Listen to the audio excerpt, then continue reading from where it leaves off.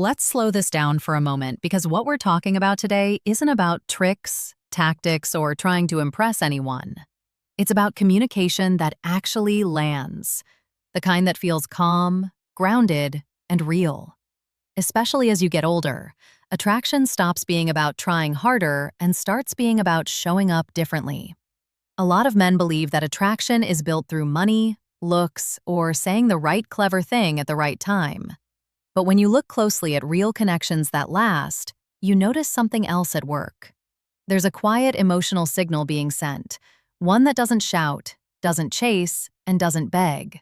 It simply communicates clarity and presence. Over years of observing how men and women interact, one pattern shows up again and again. The men who naturally draw women in are not always the most confident on the surface, and they're definitely not perfect. What they have is emotional direction. They know how to express what they feel without dumping pressure or confusion into the interaction. Most conversations fail not because of what's said, but because of how uncertain and indirect they are. A man hesitates, softens his words too much, or hides behind vague language. He hopes she'll decide for him so he doesn't have to risk rejection. And while that might feel safer in the moment, it quietly erodes attraction. The human brain, especially when it comes to emotional bonding, responds strongly to clarity. When someone speaks from a place of grounded intention, it creates a sense of safety, not control, not dominance, but direction. And direction is deeply calming to the nervous system. This is where a very simple shift in language begins to matter. Not because the words themselves are magical, but because of what they signal emotionally. When a man communicates from a place of ownership over his choices, his body relaxes, voice steadies, and the interaction feels more contained. That containment is what allows attraction to grow without anxiety. There's a difference between asking for approval and expressing intent. Approval seeking creates tension. Intent creates structure. And structure is what allows two people to relax into the moment instead of negotiating every step. Think about how different it feels to hear someone speak clearly versus someone circling around what they mean. One feels grounding, the other feels tiring. Over time, people are naturally drawn toward what feels emotionally efficient and away from what feels heavy or confusing. This isn't about forcing anything or pushing past boundaries. It's about being honest with yourself first, then letting that honesty come through your words. When communication comes from that place, it doesn't feel rehearsed. It feels calm. And calm is surprisingly attractive. As we move forward, keep this in mind. Attraction isn't built by saying more. It's built by saying less, but meaning it fully. In the next part, we'll look at the first key shift in language that helps create this sense of emotional direction and why it works so deeply on a psychological level. Now, let's talk about the first verbal shift that changes the entire emotional dynamic of an interaction. It's not dramatic and it's not loud, but it's powerful because it comes from self-trust. This shift happens when a man begins to speak from ownership instead of uncertainty. When someone clearly expresses what they want, something subtle happens in the nervous system of the person listening. The brain relaxes because it no longer has to guess. Guessing creates stress. Clarity reduces it. From a psychological perspective, this is important because attraction grows more easily in a relaxed emotional state. When a man says what he wants calmly and directly, he is signaling that he can handle the outcome, whatever it may be. That signal is more important than the words themselves. It tells the other person, "You don't have to manage my emotions for me." And that removes a hidden burden many women feel in early interactions. This isn't about demanding or insisting. It's about stating intention without apology. There is a big difference between pressure and presence. Pressure feels tight. Presence feels open. One pushes forward, the other stands still and lets the moment respond. For example, there is a huge emotional gap between saying something hesitantly and saying it with grounded certainty. When language is indirect, it often carries an unspoken message of fear. Fear of rejection, fear of being seen, fear of wanting too much. The body hears that fear even when the words sound polite. On the other hand, Clear intention feels emotionally clean. It doesn't trap the other person. It simply invites them. And invitations feel good because they preserve choice. From a brain health perspective, this matters because emotional ambiguity activates stress responses. The brain starts scanning for risk. Clear communication lowers that response and allows emotional curiosity to replace caution. This is where timing becomes important.